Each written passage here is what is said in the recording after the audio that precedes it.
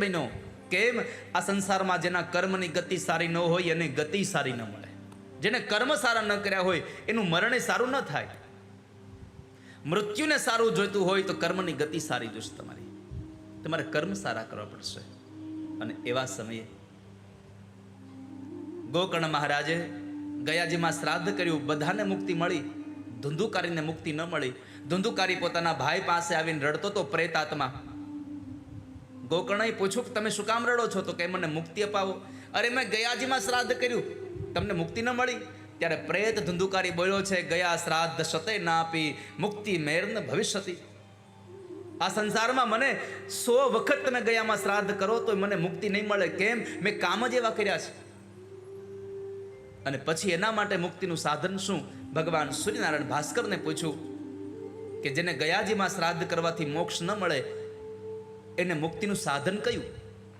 તો કહે છે કે એના માટે એકમાત્ર સાધન છે ભાગવતની કથા કરો. ભગવાન સૂર્યનારાયણના કહેવા મુજબ ગોકર્ણ મહારાજે અષાઢ મહિનાની અંદર ભાગવતની કથા કરી અને પ્રેત ધંધુકારીને મુક્તિ અપાવી. 7 દિવસની કથામાં 7મા દિવસે પ્રેત ધંધુકારીને લીલા વાંસની સોટી ફાટે છે અને એમાંથી પ્રેત ધંધુકારી દિવ્ય રૂપને ધારણ કરી અને ભગવાનના વિમાનમાં બેસી અને પરમાત્માના ધામમાં ગયા છે. ભાગવતની કથા મરેલા માણસને પણ મુક્તિ અપાવે છે. જુઓ, મર્યા પછી પણ એની પાછળ ભાગવત કરવામાં આવે તો એને મુક્તિ મળી જાય છે. તો તમે તમારી જાતને પૂછો કે તમે તો સહદેહ એટલે કે શરીર સાથે ભાગવતની કથામાં બેઠા છો, તમને મુક્તિ મળવી જ જોઈએ, એમાં સંશય નથી. આ કથા તમારામાં ઉતરે તો મુક્તિ મળે, નહીં તો મુક્તિ ન મળે. માટે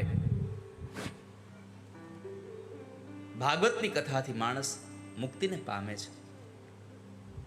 પ્રેત ધુંધુકારીને મુક્તિ અપાવી, એ કથા બતાવી.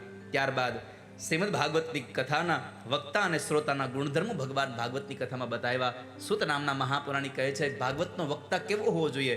તો શાસ્ત્રમાં લખ્યું છે, વિરક્તો વૈષ્ણવો વિપ્રો વેદશાસ્ત્ર વિશુદ્ધિકૃત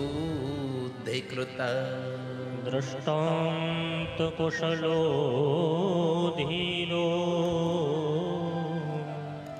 વક્તા કાર્યોતિને સ્પૃહ. ભાગવતનો વક્તા વિરક્ત હોવો જોઈએ, વૈષ્ણવ હોવો જોઈએ, બ્રાહ્મણ હોવો જોઈએ, ભણેલો ગણેલો હોવો જોઈએ, દ્રષ્ટાંત કુશળ હોવો જોઈએ અને નિસ્પૃહી હોવો જોઈએ.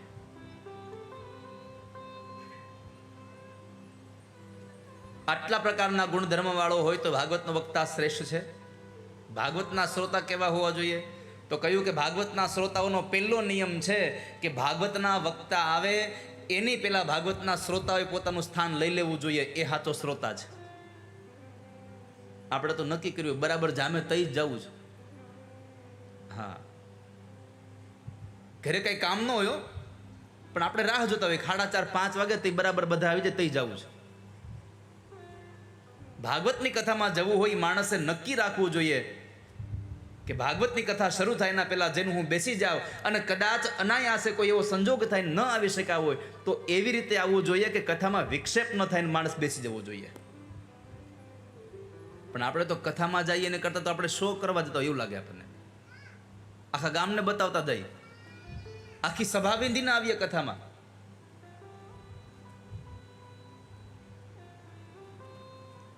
બાપુ, હું કથામાં કોઈ પણ જગ્યાએ જાઉં, અન્યથા ન લેશો, હું કથામાં જાઉં, યજમાન પરિવાર મને મુખ્ય ગેટથી લઈ આવવાનું કહે ને, હું હાથ જોડીને ના પાડી દઉં કે ના, કેમ કે મારી કથા વાંચતો ત્યારે કોઈ વચ્ચેથી આવે ને કથાને વિક્ષેપ કરી મન નથી ગમતું તો કોઈની કથા ન તૂટવી જોઈએ. હું પોતે પણ VIP ગેટમાં થઈને બેસી જાઉં, ગમે ત્યારે જાઉં, કેમ કે આ કથા સાંભળવા જવાની છે.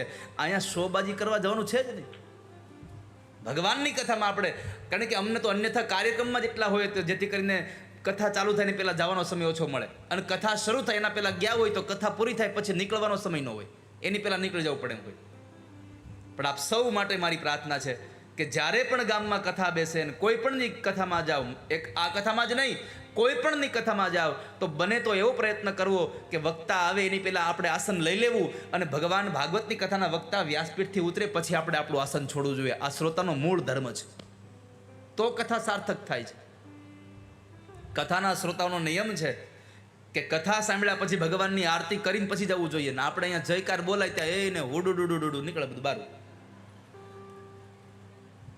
આરતી તમે કરજો, અમે હવે ઘરે જાય છે. 4 કલાક બેસે, 4 મિનિટ નો બેહે. બોલો, આપ સૌને મારી પ્રાર્થના છે કે 7 દિવસની કથામાં જ્યારે પણ તમે આવો પછી જ્યાં સુધી ભગવાનની આરતી ન થાય ત્યાં સુધી કથાનો મંડપ ન છોડીએ. આપણે એક આસને બેસીને કથા સાંભળવી, બની શકે તો ઉપવાસ રહીને કથા સાંભળવી. ભૂખ્યા ન રહી શકતા હોય તો ભોજન કરી લેવું, પણ કેટલું તો કહે છે કે આળસ ઊભી ન કરે એટલું ભોજન કરવું. કથામાં આવીને બગાસા ઉપરા ઉપર લઈ આવે એવું ભોજન કરીને આવવું નહીં. અહીંયા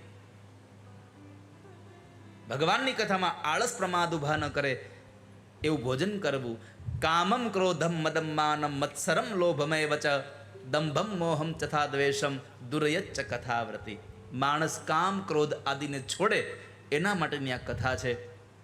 અને સૌથી મોટી વાત ભગવાન વ્યાસજીએ કરી કે જેમ દીકરા અને દીકરીઓના લગ્નમાં મન મૂકીને ધન સંપત્તિ વાપરીએ છીએ એમ પ્રભુની કથામાં પણ મન મૂકીને ખૂબ લોકો લાભ લઈ શકે એવી ધન સંપત્તિ વાપરવી જોઈએ.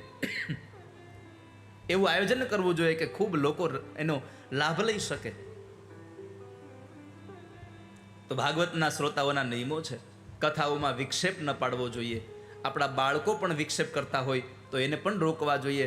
શું કામે દૈવ ભાગવતમાં લખ્યું છે કે જે માણસ કોઈની નિંદરમાં વિક્ષેપ કરે એ બહુ મોટા પાપનો અધિકારી છે. કોઈ મા બાપને બાળકોથી જુદા કરે એ મોટા પાપનો અધિકારી છે. કોઈ બે વ્યક્તિના પતિ પત્નીના પ્રેમની વચ્ચે તિરાડ પડાવે એ બ્રહ્મ હત્યાનો અધિકારી છે. અને એક આવી કથામાં વિક્ષેપ પાડે એ બ્રહ્મ હત્યાનો અધિકાર બને છે. માટે આપણે અનાયાસે પણ કથામાં વિક્ષેપ ન કરીએ, કથામાં ભંગ ન થાય એવી રીતે આપણે શાંતિથી જઈને કથા સાંભળવી જોઈએ. એટલા માટે આપણો મોબાઈલ પણ કથા મંડપમાં આવીને બને તો સાયલન્ટ. જો કે તમે બધા સુગ્ન શ્રોતા છો એટલે પહેલેથી જ સાયલન્ટ કરીને આવો છો, કારણ કે મેં હજી કોઈની રિંગ અહીંયા સાંભળી નથી.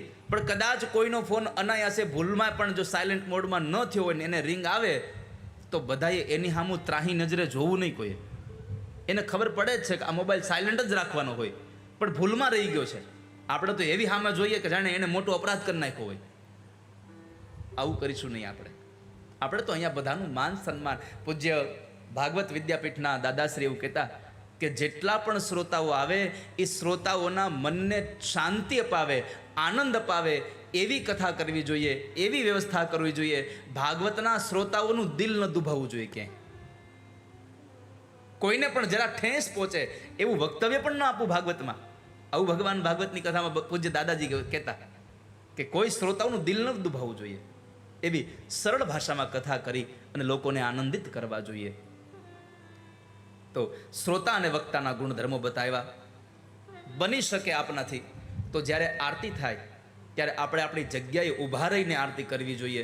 જો તમે ઊભા રહી શકતા હોવ તો, નહીં તો બેસવાની વ્યવસ્થા છે, બેસજો, કંઈ એમાં પાપ નથી. પણ બની શકે તો આરતીમાં ઊભા રહીને ભગવાનની આરતી કરીએ અને પછી આપણે આપણું સ્થાન છોડીએ એવી આપ સૌને મારી પ્રાર્થના છે. તો શ્રીમદ ભાગવતના વક્તા અને શ્રોતાના ગુણધર્મ બતાવી અને ભાગવત એ પુરાણ તિલક છે એવી કથા બતાવતા છેલ્લે એટલું કહ્યું કે અધિકાર લીલા, ભગવાનના વાંગમય સ્વરૂપની અધિકાર. અને એમાં પણ પ્રારંભની અંદર ભગવાન વ્યાસે કરેલું મંગલાચરણ છે. આ ભાગવતમાં 3 લોકોના મંગલાચરણ છે. એક સુખદેવજીનું, એક સૂત પુરાણીનું અને એક વ્યાસજીનું. એમાં વ્યાસજી આ સંસારના રચયિતા ભગવાન, આ સંસારનું પાલન પોષણ કરનારા ભગવાન અને આ સંસારનો લય કરનારા એવા સત્ય સ્વરૂપ પરમાત્માનું મંગલાચરણ કરે છે. એવા ભગવાનને પ્રણામ કરે છે કે જે સત્ય સ્વરૂપ છે. અને એ સત્ય સ્વરૂપને પ્રણામ કરતા ભગવાન વ્યાસ બોલ્યા છે, જન્માદ્યસ્ય યતોન્વયાદિતરત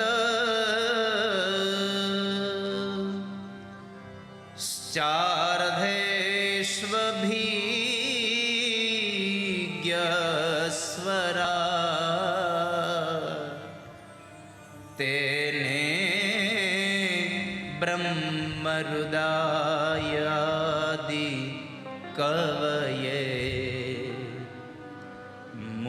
યંતિ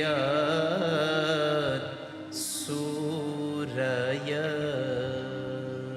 તેજો વારિમૃદાં યથા વિનિમયો યત્ર ત્રિસર્ગો મૃષા ધામ્ના સ્વેન સદા નિરસ્ત કુહકમ સત્યમ પરમ ધીમહિ સત્યમ પરમ ધીમહિ. સત્યની આરાધના કરી છે અહીંયા આગળ. જેણે આ સૃષ્ટિની ઉત્પત્તિ કરી. પ્રભુના 3 કાર્યો છે: ઉત્પત્તિ, સ્થિતિ અને લય. આ સંસારનું સર્જન પરમાત્મા કરે છે, સંસારને ચલાવે છે પરમાત્મા, અને સંસારનો નાશ પણ પરમાત્મા જ કરે છે. તો આપણે નાહકના વચ્ચે શું કામ એને અભિમાન કરીએ છીએ કે આ તો અમે હલાવીએ છીએ? આ દુનિયામાં પ્રભુ કરી રહ્યા છે બધું. કોઈ માણસ એમ કહેતો હું આ કરું છું, હું તે કરી શકું.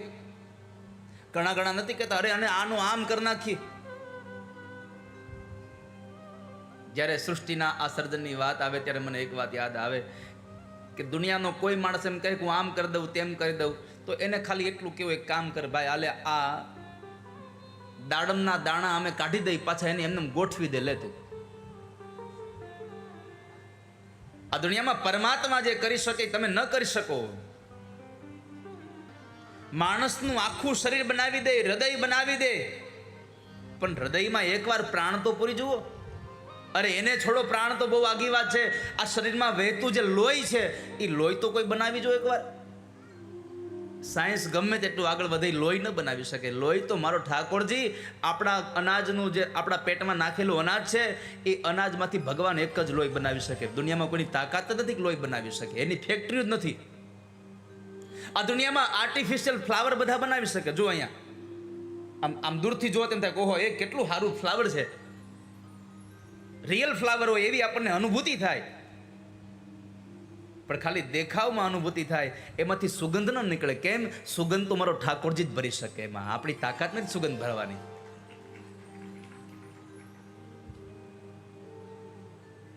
આ સંસારમાં પ્રભુ જે કરી શકે છે એ આપણે કરી નથી શકતા.